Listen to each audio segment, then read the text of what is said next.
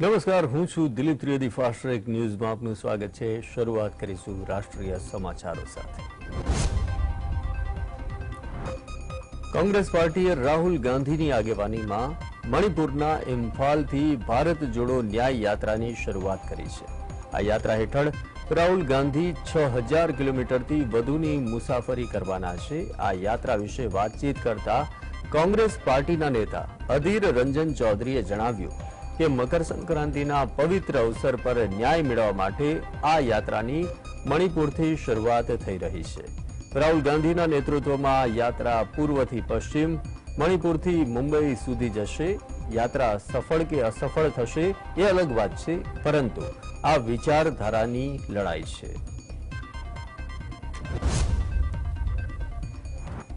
મણિપુરના ઇમ્ફાલમાં જાહેર સભાને સંબોધતા કોંગ્રેસના નેતા રાહુલ ગાંધીએ જણાવ્યું કે 29મી જૂન પછી મણિપુરમાં સ્થિતિ બદલાઈ હતી. પ્રદેશમાં નફરત ફેલાઈ અને તેના કારણે લાખો લોકોને નુકસાન થયું. ઘણા લોકોના પરિવારજનો રાજ્યમાં થયેલી હિંસામાં મોતને ભેટ્યા. દેશના વડાપ્રધાન આજ દિવસ સુધી મણિપુરના લોકોનું દુઃખ કે દર્દ સમજવા માટે પ્રદેશની મુલાકાતે આવ્યા નથી. આ ખૂબ જ શરમજનક બાબત છે.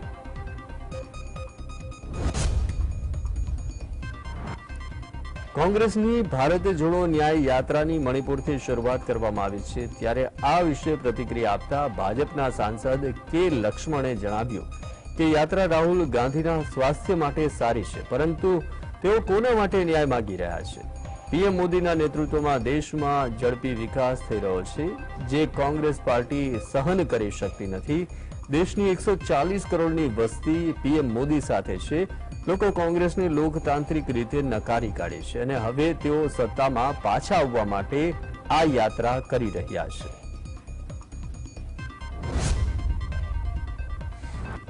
પીએમ મોદીએ કેન્દ્રીય માહિતી પ્રસારણ અને મત્સ્ય ઉદ્યોગના રાજ્ય પ્રધાન એલ મુરુગનના નિવાસસ્થાને આયોજિત પોંગલની ઉજવણીમાં ભાગ લીધો. આ કાર્યક્રમના સંબોધનમાં વડાપ્રધાન મોદીએ જણાવ્યું કે પોંગલના દિવસે તમિલનાડુના દરેક ઘરમાંથી પોંગલની ધારા વહે છે. હું ઈચ્છું છું કે એવી જ રીતે તમારા જીવનમાં સુખ, સમૃદ્ધિ અને સંતોષનો પ્રવાહ વહેતો રહે. તેઓએ કહ્યું કે મિત્રો, હું અહીં ઘણા પરિચિત ચહેરાઓ જોઉં છું. ગયા વર્ષે પણ અમે આ બધા પ્રસંગમાં મળ્યા હતા. તો કોંગ્રેસ સાથે છેડો ફાડીને મિલિંદ દેવરા એકનાથ શિંદે સમૂહની શિવસેનામાં સામેલ થઈ ગયા છે. કોંગ્રેસમાંથી રાજીનામું આપ્યા બાદ તેઓ સીએમ એકનાથ શિંદેને મળવા તેમના સત્તાવાર નિવાસસ્થાને પહોંચ્યા હતા. આ રીતે તેમણે ઔપચારિક રીતે શિવસેના શિંદે જૂથનું સભ્યપદ સ્વીકાર્યું હતું. મિલિંદ દેવરાના રાજીનામાની સાથે જ કોંગ્રેસ સાથે દેવરા પરિવારનો 55 વર્ષનો લાંબો સંબંધ સમાપ્ત થઈ ગયો છે.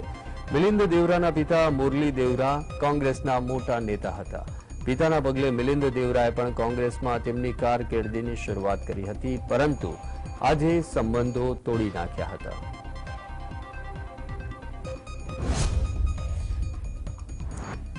ભાજપના રાષ્ટ્રીય અધ્યક્ષ જેપી નડ્ડાએ દિલ્હીમાં ગુરુ સંત રવિદાસના ઐતિહાસિક મંદિરની સફાઈ કરીને પાર્ટીના સ્વચ્છ તીર્થ સ્વચ્છતા અભિયાનમાં જોડાયા હતા. સ્વચ્છ તીર્થ સ્વચ્છતા અભિયાનમાં સામેલ થયા બાદ જેપી નડ્ડાએ જણાવ્યું કે પીએમ મોદીના આહવાન પર પાર્ટીએ આ નિર્ણય લીધો છે કે 14 જાન્યુઆરીથી 22 જાન્યુઆરી સુધી અમે મંદિરોની સફાઈ કરીશું. દરેક યાત્રાધામ અને મંદિરની સફાઈ ટીમ અભિયાનમાં ભાગ લેશે અને ત્યાં ભજન કીર્તન પણ કરવામાં આવશે.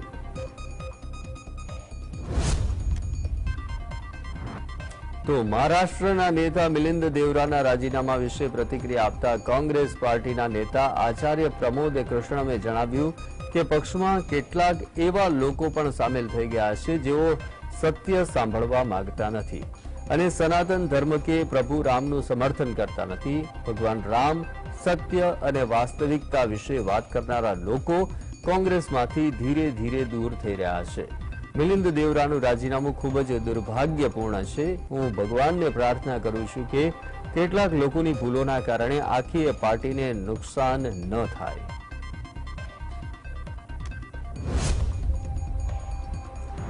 અયોધ્યામાં 22મી જાન્યુઆરીના રોજ રામ મંદિર પ્રાણ પ્રતિષ્ઠા કાર્યક્રમ યોજવામાં આવશે. જોકે ત્યાર પછી દરરોજ લાખોની સંખ્યામાં શ્રદ્ધાળુઓ આ પાવન ધામની મુલાકાત લેશે.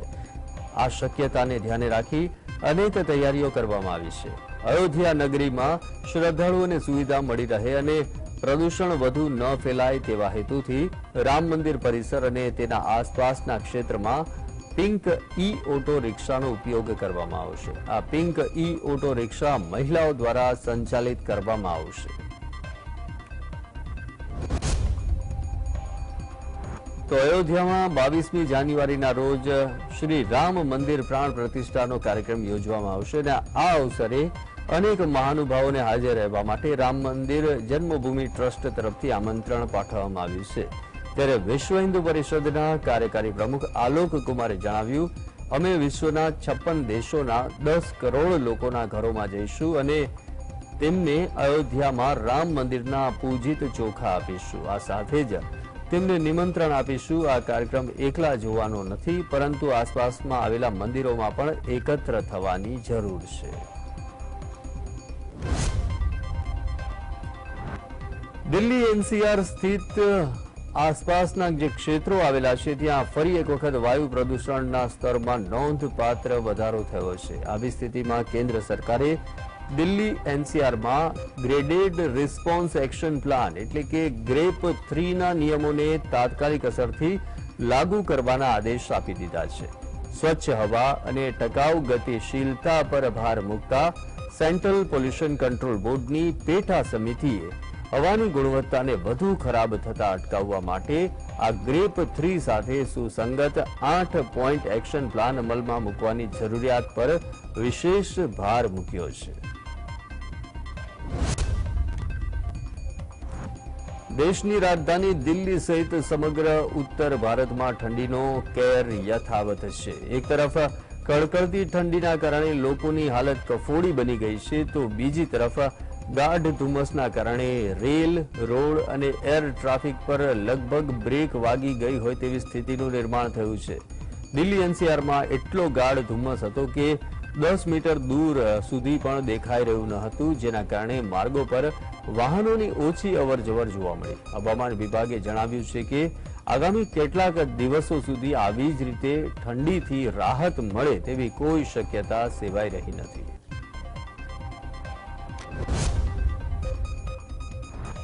જમ્મુ કાશ્મીરના શ્રીનગરમાં છેલ્લા 2 દાયકામાં જાન્યુઆરી મહિનામાં સૌથી વધુ તાપમાન નોંધાયું છે. આ રીતે કાશ્મીરમાં હવામાનની પેટર્નમાં ઘણો ફેરફાર આવ્યો હોવાનું જણાય છે. જાન્યુઆરીમાં હિમવર્ષા આશ્ચર્યજનક રીતે 100% સુધી ઘટી ગઈ છે. કાશ્મીરના મેદાની વિસ્તારોમાં હિમવર્ષાના અભાવ અને લાંબા સમયથી સૂકા હવામાનના કારણે ઘાટીમાં તાપમાનમાં વધારો નોંધાયો છે. કેન્દ્ર શાસિત પ્રદેશના ઘણા સ્ટેશન પર તાપમાન સામાન્ય કરતા 6 થી 8 ડિગ્રી સેલ્સિયસ જેટલું વધી ગયું છે.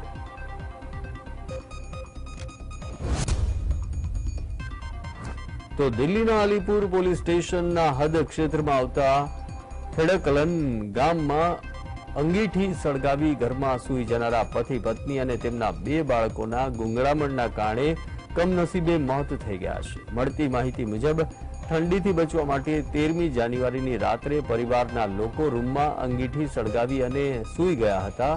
ત્યારબાદ આ દુર્ઘટના બની હતી. આ ઘટના પછી પરિવારમાંથી કોઈ પણ વ્યક્તિ બહાર ન આવતા પાડોશીઓએ પોલીસમાં ફરિયાદ દાખલ કરી. પરિવારનું ભરણ પોષણ કરવા પતિ ટેમ્પો ચલાવી અને પોતાનું ગુજરાન ચલાવી રહ્યો હતો. પાટણના સમીનગરમાં જૈન સમાજના સાધુ મહારાજ સામે અસામાજિક તત્વોએ કાંકરી ચાળાનો પ્રયાસ કર્યો હતો. સમીનગરમાં જૈન સમાજની શોભાયાત્રા દરમિયાન બોલાચાલી થઈ હતી. પોલીસે ઘટના સ્થળે પહોંચી અને 2 યુવકોને રાઉન્ડ અપ કર્યા તેમજ સમી પોલીસ સ્ટેશને તેઓને લઈ જવાયા હતા. બંને યુવકોએ સાધુ મહારાજની ત્યારબાદ માફી માંગી હતી.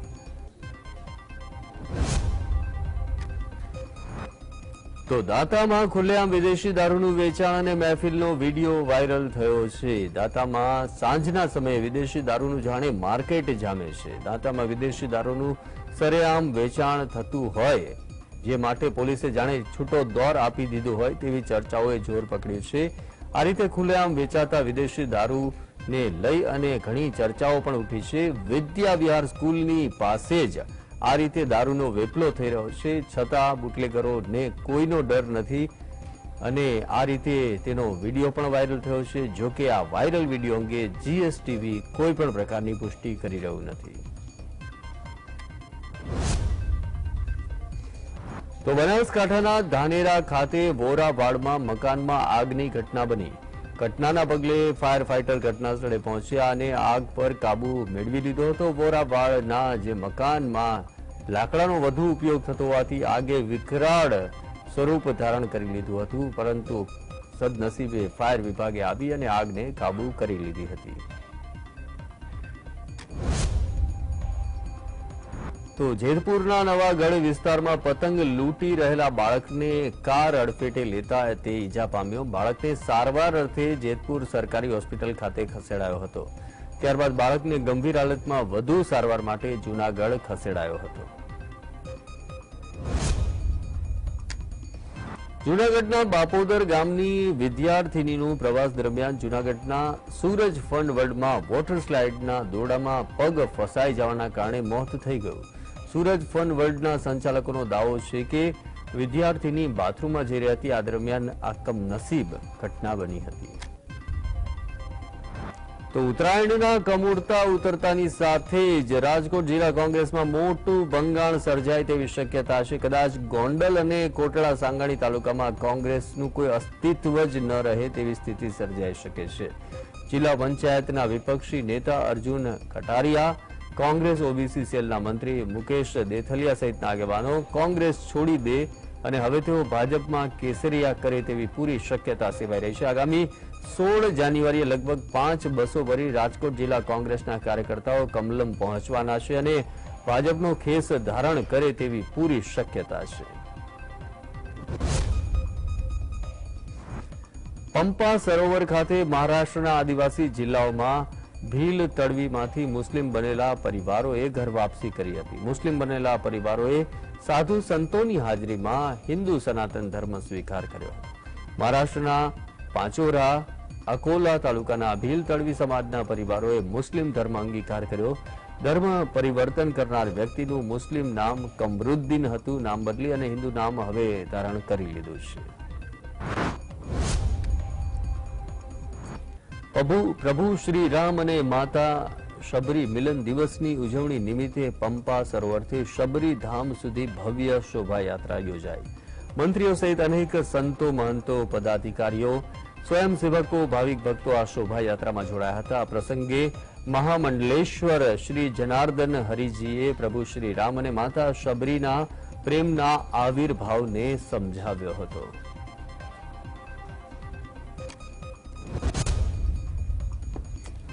દ્વારકાના આહિર સમાજવાડી ખાતે ચાલી રહેલા ભાગવત કથામાં બાગેશ્વર ધામના ધીરેન્દ્ર શાસ્ત્રીએ હાજરી આપી.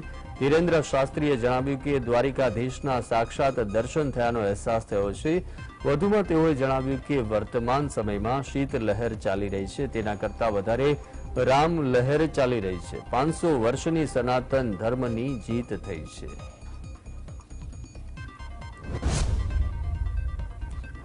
કેન્દ્રીય ગૃહપ્રધાન અમિત શાહે પરિવાર સાથે અમદાવાદમાં ઉત્તરાયણ પર્વની ઉજવણીની પરંપરા જાળવી રાખી. તેઓએ અમદાવાદના વેજલપુર વિસ્તારમાં ધારાસભ્ય અમિત ઠાકરના નિવાસસ્થાને પતંગોત્સવની મજા માણી હતી. તેઓએ પતંગ ઉડાવી તેમજ સ્થાનિક આગેવાનો અને લોકોનું અભિવાદન પણ તેઓએ ઝીલ્યું હતું. કૃષિ મંત્રી રાઘવજી પટેલે ઉત્તરાયણના પર્વની શુભેચ્છા પાઠવી. ધ્રોલના મોટા વાગુદળમાં કૃષિ મંત્રીએ પતંગનું વિતરણ કર્યું. આ દરમિયાન જામનગરમાં રાઘવજી પટેલે કાર સેવાની આપવીતી વર્ણવી હતી.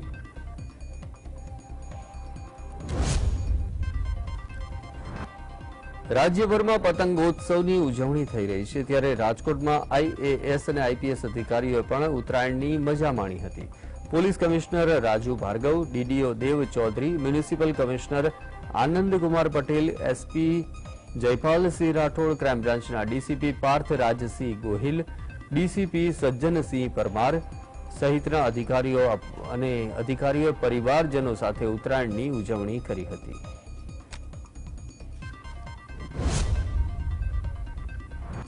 લોક ડાયરા અને સંગીતની દુનિયામાં સ્વર કિન્નરી તરીકે જાણીતા લોક ગાયિકા રેખા વાળાએ ઉત્તરાયણ પર્વની ઉજવણી કરી. રેખા વાળાએ સહપરિવાર સાથે પતંગ ઉડાવવાની મજા માણી. લોક ગાયિકા રેખા વાળાએ 22મી તારીખે અયોધ્યામાં ભગવાન રામની પ્રાણ પ્રતિષ્ઠા ઉત્સવને લઈ એક રામનું ભજન પણ લલકાર્યું હતું.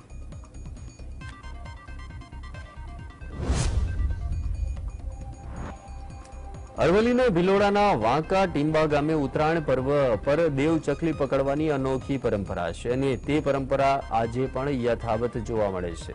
વાંકા ટીંબા ગામે દેવ ચકલીને પકડી તેને ગોળ અને તલ ખવડાવવામાં આવે છે અને બાદમાં દેવ ચકલીને હુડહુડ કરી અને ખુલ્લા આકાશમાં ઉડાય છે. જો દેવ ચકલી લીલા ઝાડ પર બેસે તો વર્ષ સારું રહે તેવી આસ્થા પણ લોકોમાં જોવા મળતી હોય છે. અમદાવાદના પોળની ઉત્તરાયણનું આગવું મહત્વ રહેલું છે ત્યારે ગુજરાત કોંગ્રેસના નેતાઓએ પણ પોળમાં ઉત્તરાયણની ઉજવણી કરી. અમદાવાદની ઢાળની પોળમાં કોંગ્રેસના નેતાઓ પહોંચ્યા. અર્જુન મોઢવાડિયા, કાર્યકારી અધ્યક્ષ ઇન્દ્ર વિજયસિંહ ગોહિલ સહિતના નેતાઓએ ઉત્તરાયણની ઉજવણી કરી હતી. તો અમદાવાદમાં ઉત્તરાયણ પર્વની ભાવભેર ઉજવણી થઈ ત્યારે સેલિબ્રિટીઝે પણ પતંગોત્સવની ઉજવણી કરી, જેમાં વેજલપુર વિસ્તારમાં અભિનેત્રી તર્જની ભાડલાએ પણ પતંગોત્સવની ઉજવણી કરી. તેઓએ પરિવાર સાથે ઊંધિયું અને જલેબીની જિયાફત પણ માણી હતી. તો ઉત્તરાયણ પર્વને લઈ અને વડોદરાવાસીઓ ધાબે ચડી અને ઉત્તરાયણની મોજ માણી રહ્યા હતા. આજે પવન સારો રહ્યો અને પતંગ રસિકો માટે પણ આજનો દિવસ ખુશનુમા બની ગયો. અગાસીઓ પર યુવાનો રંગબેરંગી વસ્ત્રો સાથે વિવિધ કલરની પતંગમાં જોવા મળ્યા હતા. અવકાશી પતંગના પેચ યુદ્ધમાં યુવાનોની મસ્તી નજરે પડી હતી.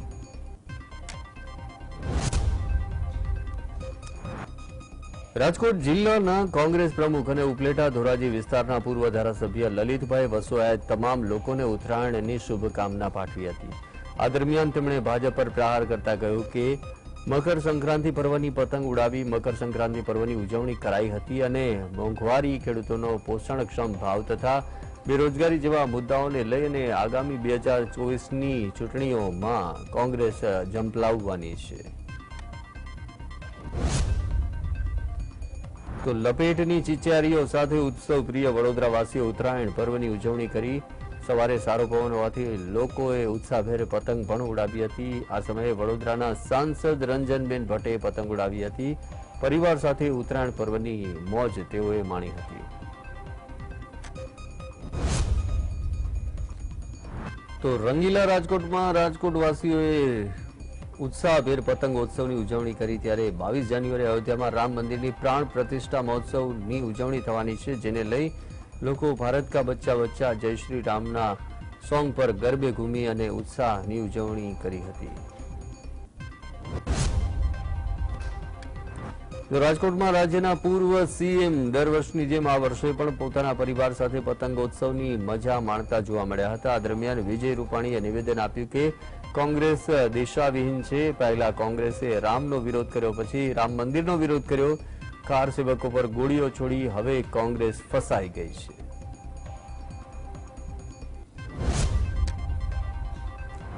ઉત્તરાયણના પર્વને પગલે રાજકીય નેતાઓએ પણ ઉત્તરાયણનો રંગ લાગ્યો છે. ત્યારે કેન્દ્રીય મંત્રી દર્શના જરદોશે પણ સુરતમાં પતંગ ઉડાવ્યો હતો. કેન્દ્રીય રેલ મંત્રી દર્શના જરદોશ દ્વારા પરિવાર સાથે ઉત્તરાયણ પર્વની ઉજવણી કરવામાં આવી હતી.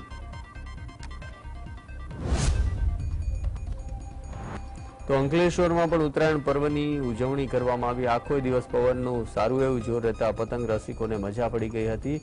લોકો પોતાના ધાબા પર મ્યુઝિકના તાલે ઝૂમી ઉઠ્યા હતા.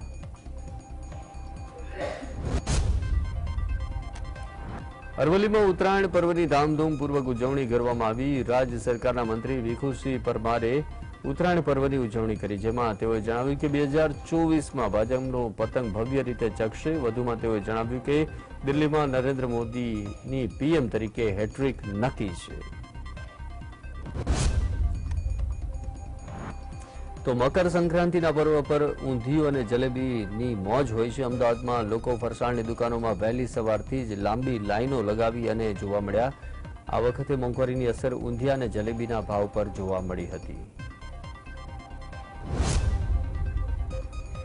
તો સુરતમાં ઉત્તરાયણ પર્વ નિમિત્તે ઊંધિયું અને પૂરીનું ધૂમ વેચાણ થતું હોય છે. સુરતમાં 400 રૂપિયામાં ઊંધિયું અને જલેબીના 500 રૂપિયા કિલો જેટલા ભાવ નોંધાયા હતા. સુરત શહેરમાં ઠેર ઠેર ઊંધિયા અને પૂરીનું વેચાણ સવારથી જ જોવા મળ્યું હતું.